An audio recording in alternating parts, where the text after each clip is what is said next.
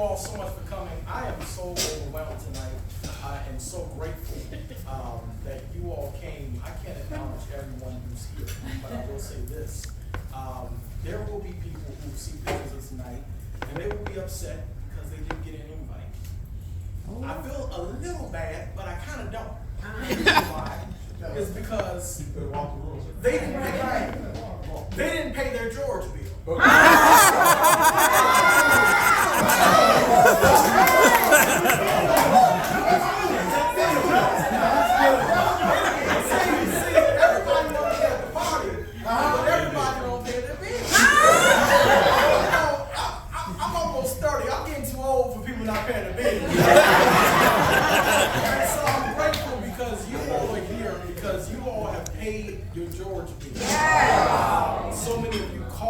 Text me, love on me, encourage me, support me. Wow. And so I just want to say thank you for paying your bills. Thank you. I mean, I'm just so overwhelmed. I look around and there's such a wide array of people in my life that are here. Yeah. I have my sons in the Quartet Gospel here.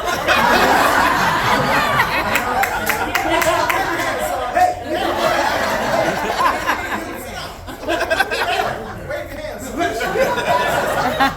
That's my son. I'm good. The Quartet Gospel. Now, get back, Rashad. Wave your hand. It's Rashad. But I call him Richie. Quartet. You gotta have a good quartet name. That's Richie. Y'all give my sons a hand. I even got some people that want to be in a group with me. Pastor Gerald Davis. I have so many quartet friends here. Pastor McCray was here. He had to leave. Every time I sing, he always comes and play guitar for me. So I'm grateful for him. Yeah. We got a real quartet legend.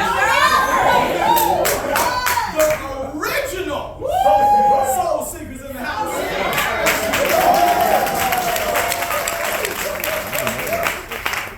Pastor Gerald is special to me because I am the most famous unknown quartet singer. I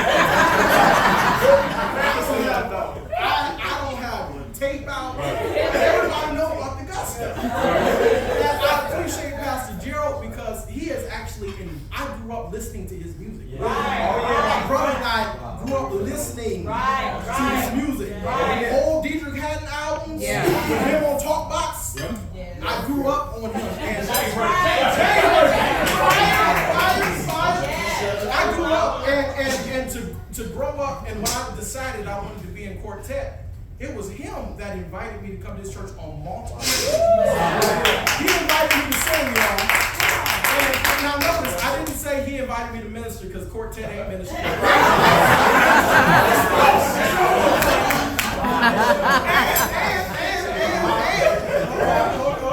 I didn't say he invited me for a gig because you got to get paid for a gig.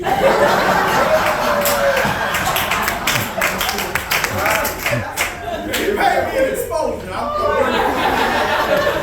grateful. I really am grateful. I am so grateful. I am so grateful. What can we say about these tributes? You deserve it, I don't ever have to die because I got enough eulogies tonight. I'm gonna live for a while. I'm gonna be all right. Elder LaShawn, she told the story of how we met, and LaShawn's special because she tried to sanitize it. She left the church, y'all. She left.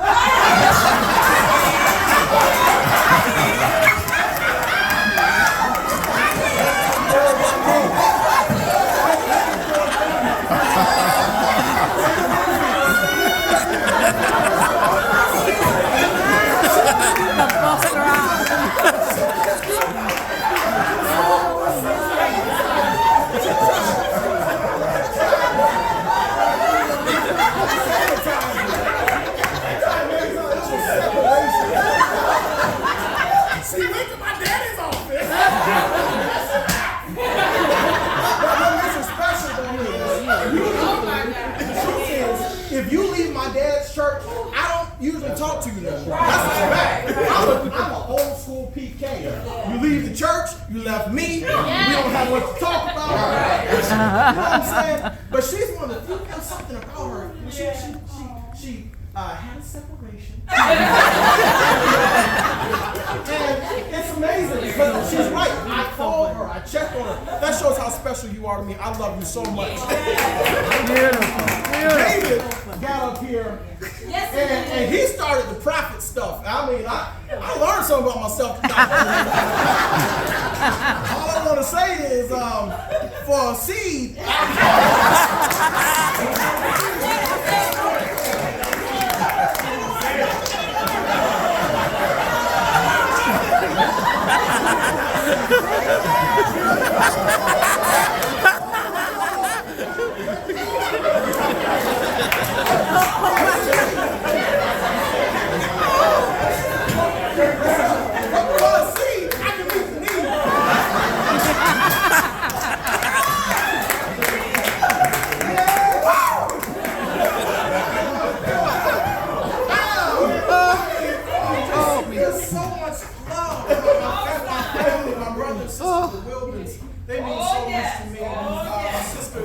she's been modest tonight. She said she had a little talk. No, it was a TED talk. Yes, it was. Yeah. This is a talk.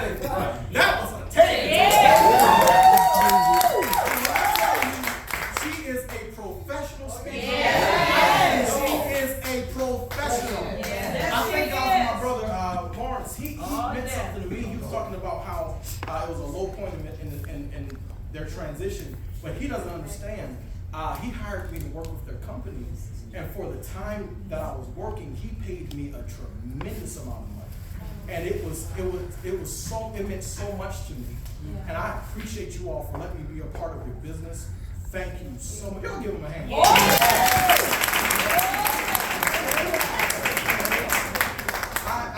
What can I say about Joy, my beautiful escort tonight? That's right.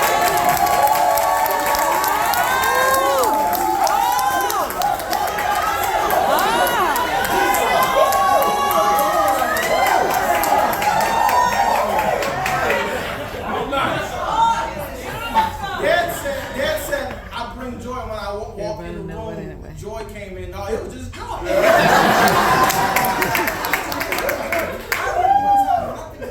remember one time I was, my parents just moved to Chicago, and I flew out there to help with something.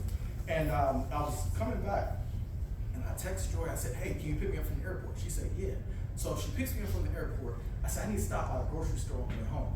We go, I get some stuff, and she drives me home. I get home, I get out the car. I had to get a lot of stuff out of my hand.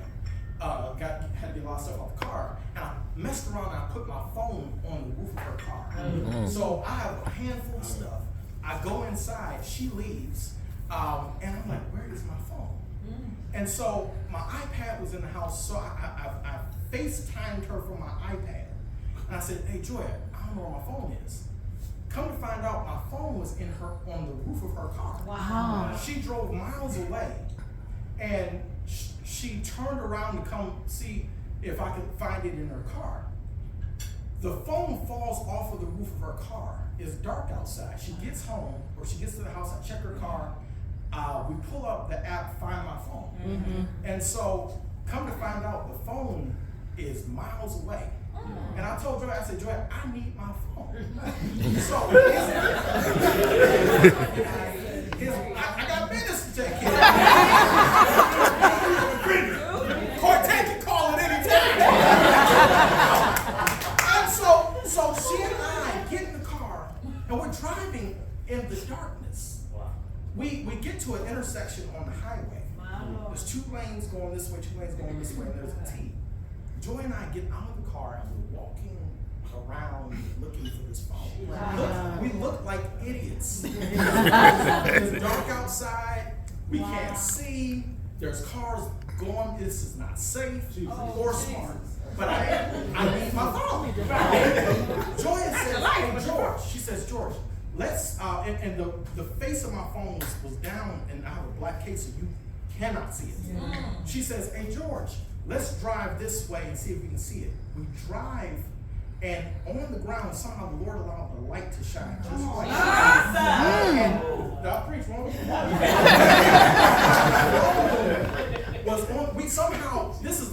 This is literally finding a needle in a haystack. I jump off the car quickly, get my phone, and I was like, how does this happen? Like this is the biggest coincidence ever. And I appreciate Joya because you're a special friend to me because you didn't just help me find my phone, but over the past 5 years I've known you, you've helped me find myself. Beautiful.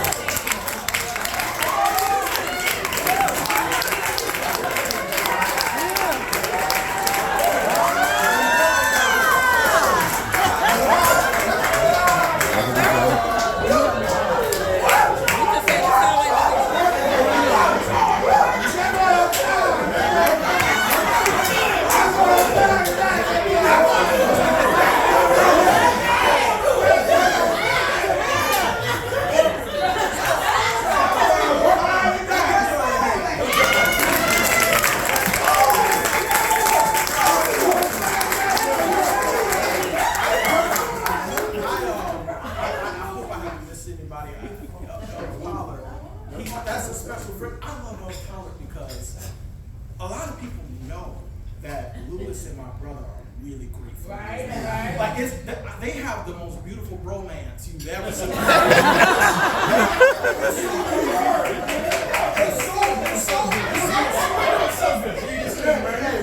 coming back around. I mean, bring me a wheelchair. When my brother was in the baptismal pool, baptized everybody. Every key monumental moment in my brother's conference career, Elder Lewis was right there. Don't get me started talking about Sister Teresa. But he was there, and so a lot of people see him and they go, "Oh yeah, that's Mark's friend." But I can truly say, me and Lewis have built a special friendship. It's a special, unique, in our own right, no competition friendship. And I thank you for being a friend, man. I want to also say, thank you all for giving me a chance to be Uncle George. Thank you for the opportunity. I mean, it means so much to me. I feel like my parents did a wonderful job raising church children. Yes, they did. And I appreciate you for giving me a chance to kind of give my sauce and my flavor.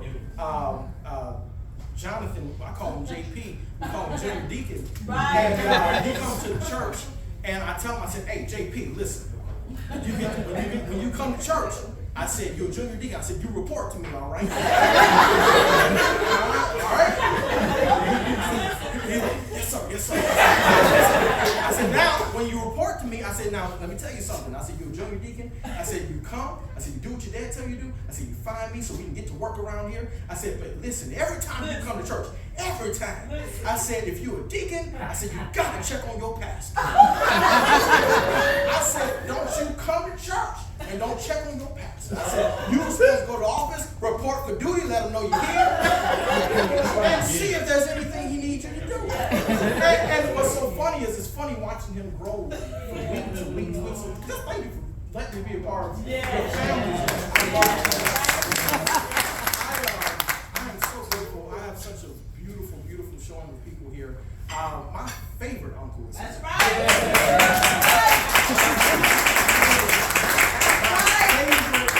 Uncle Charles is here. When I was really little, he and I both share the middle name David. And when I was really little, people used to say I remind them of Charles. And so my whole life, I grew up as little Charles, little big Charles. And I can truly say my uncle is not just an uncle, he's a friend. Yes, he is. When I moved to Michigan to assist my mother, when my sister and I always want to be accurate to the story my sister went to. And she did the same thing I did. Yes, she did. When she and I went to assist our mother, my Uncle Charles he was a friend. He would come pick me up. We'd go to quartet concerts. Oh yeah, man. Programs. Thank you. These programs are so legit. When you walk in, it smells like fried chicken, mothballs, and cigarettes.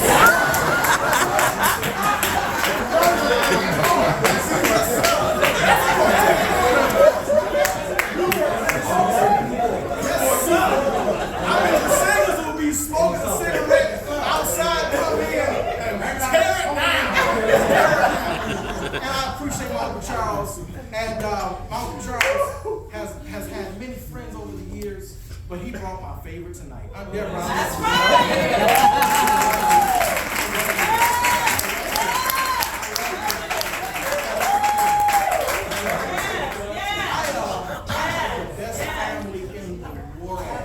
I really do. My baby sister Sharon Elise, she is finishing up her graduate program at Howard, and she's doing very well. And she wasn't able to be here tonight, but I love her. And if anybody's recording, I hope she sees this. I appreciate her. But I have the best older brother in the world. I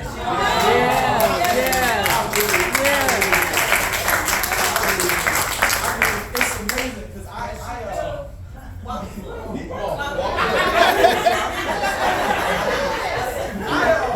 love my brother because he's in the middle of, every other week we are growing by 500 per week.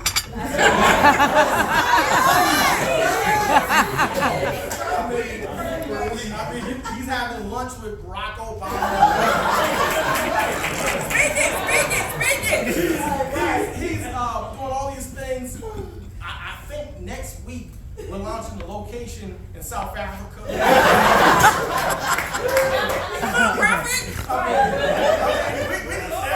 Receive it. I love. With everything that he does, he never forgets to be my friend. My brother, he's my best friend. He takes time to be my friend. With all of the things he's doing, he'll call me at the most random time. George, I got an idea. He doesn't leave me out, and I appreciate that. And our whole world shifted last year. I mean, the whole thing shifted. I never thought I would see a day where my father was not the pastor of Faith Covenant Church. I prayed a prayer a few years ago, and this is the fastest prayer God has ever answered.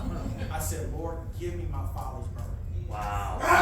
I prayed that, and boom! Birth immediately. And it was so bad. This is funny, but I'm serious. It was so bad that I began to weep.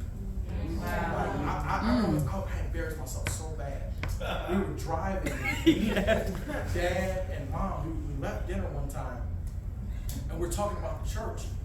And I was like, we gotta figure this out. And I just started bawling like a baby. And I remembered the prayer. And my dad said, George, God has given you a heart for his people. He said he's given you a shepherd's heart. And I said, wow.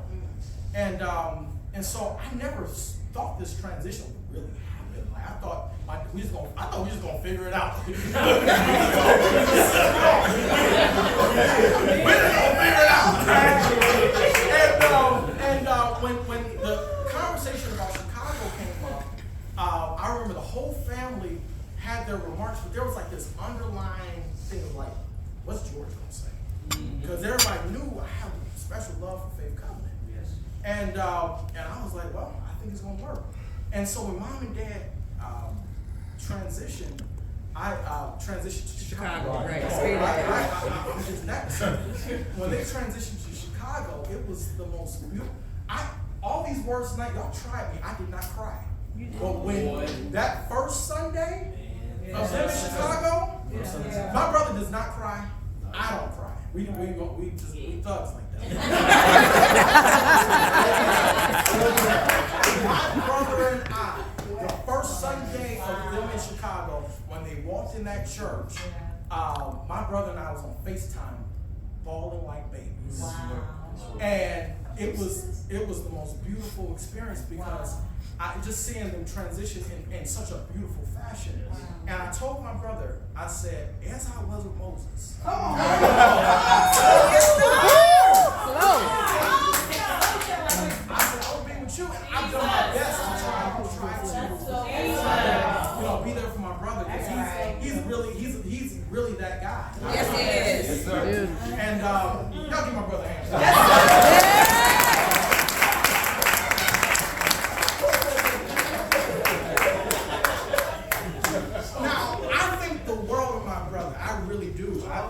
If you fall out with my brother, you fall out with me. I mean that. There's some people that fell out with him last year. I ain't talked to him since.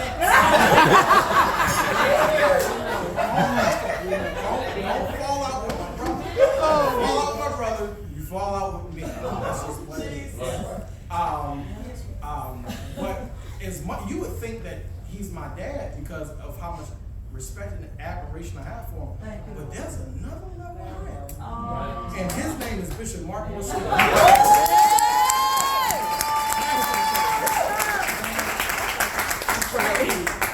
I root for Faith Covenant Church. I'm down for Faith Covenant Church. I love Faith Covenant Church.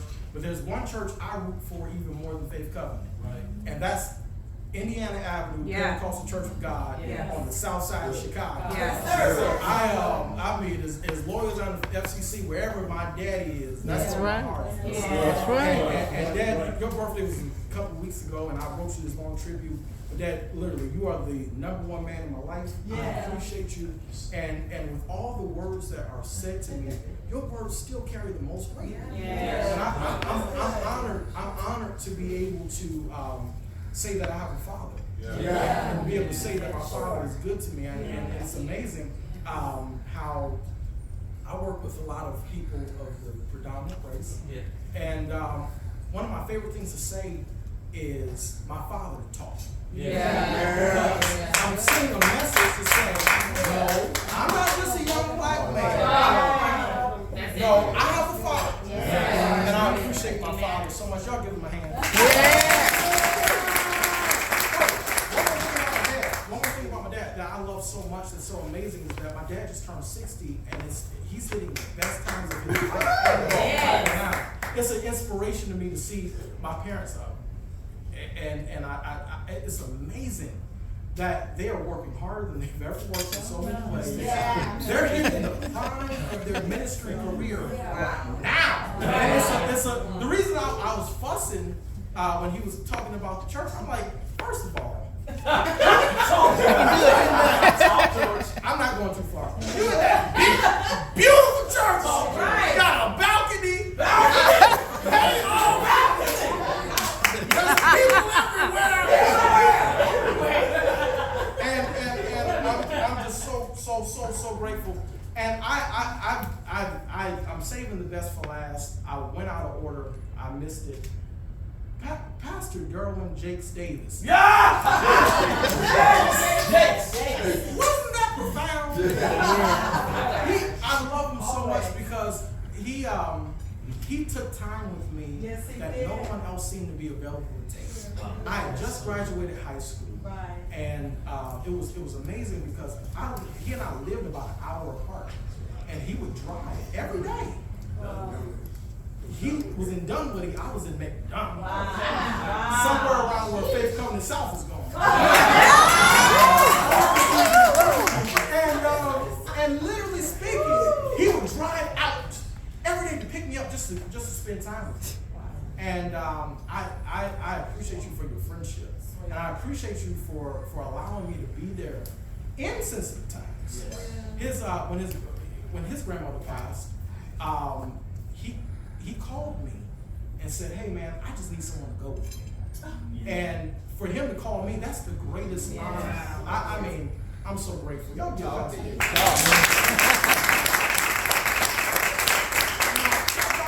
me say this, and I'm bringing this to a close. I don't have a favorite parent. I love my parents equally. Don't have a favorite. But I purposely tonight, I say the best for last.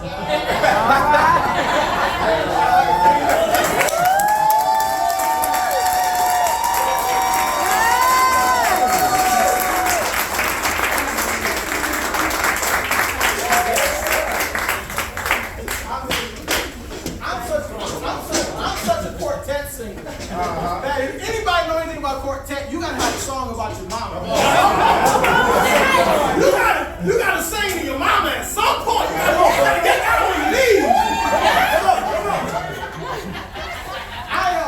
None of this would have happened if it wasn't for Mom put all of this together. Yes. What's amazing is, and this is what's so amazing about my mother. My mother is a full-time first lady wife.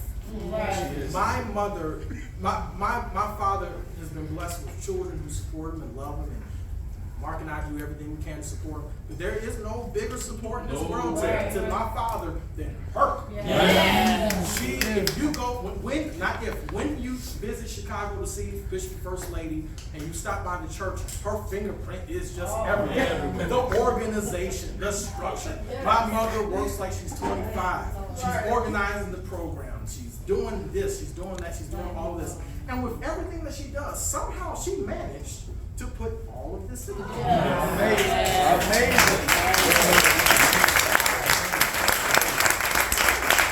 She organized the tasting from Chicago, the food tasting. Thank you. In Chicago, I came, I brought my road dog Joe. That's right. We came, Right. we tasted the food. Now I want to say this. Right. If you don't like the food, it was my fault. It was great. It was delicious. Delicious. She picked the opposite of everything I wanted. Mom somehow put it all together from Chicago. All of these pictures, whenever she would come in town for a couple days, she did all of this. Everything this is Mama's doing. And I want to thank you. And I want to say this, I'm a masculine man. But when it comes down to so much of my style and leadership and my flair, one of the greatest compliments I get is people say, "Ooh, you remind me of your mother." There are people in this room. I do stuff sometimes. I'm like, hey.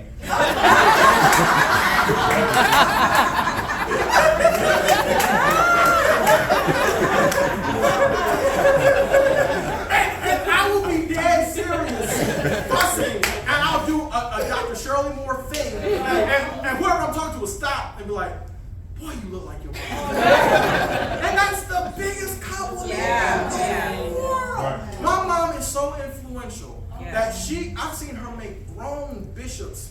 There's a very, matter of fact, you did.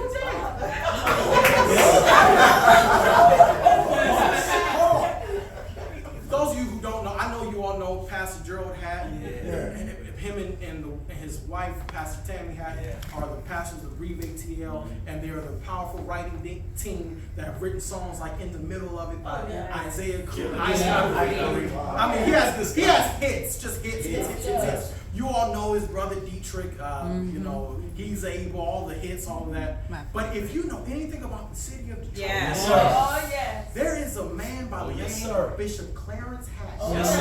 Yes, it He is. is the coolest. Yes, sir. He's the coolest bishop. I mean, like, he's so cool. He got theme music when he walks. If you ever just been through Detroit, you know what I'm talking about. That was a function, and Bishop Hatton showed up for my grandfather. And I mean, he's so cool. He has a gangster kind of swag about him. You don't really want to just say anything in his bag because you think he might slap you. He's that cool. He's that cool. And my mother saw him walk in. She said, "Bishop, what are you doing?" And I didn't know what Bishop was gonna say. He said, "Whatever you want me to do." That's Mom. Mom is so influential. She got Brandon Rashad to wear a suit.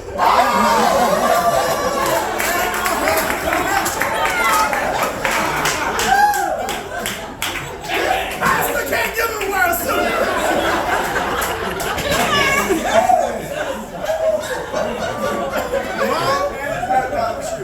Mom, Brandon clean. I'll give him a hand.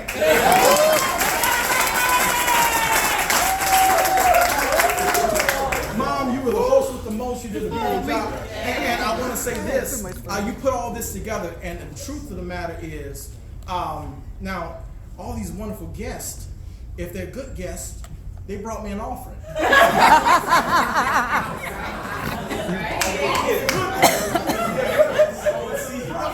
paid my bill. Prophets bring order, too. Prophets do. But I got to be honest with you, whatever offering I get, I owe you a tithe of it. Because you have this is just amazing. Yeah. So I just want to say thank you all. Thank you all. I love you all. How did I get out here?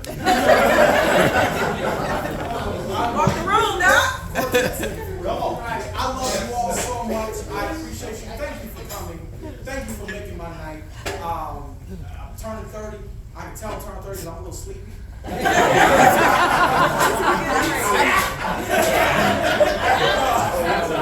I got the moving jeans. I'm good.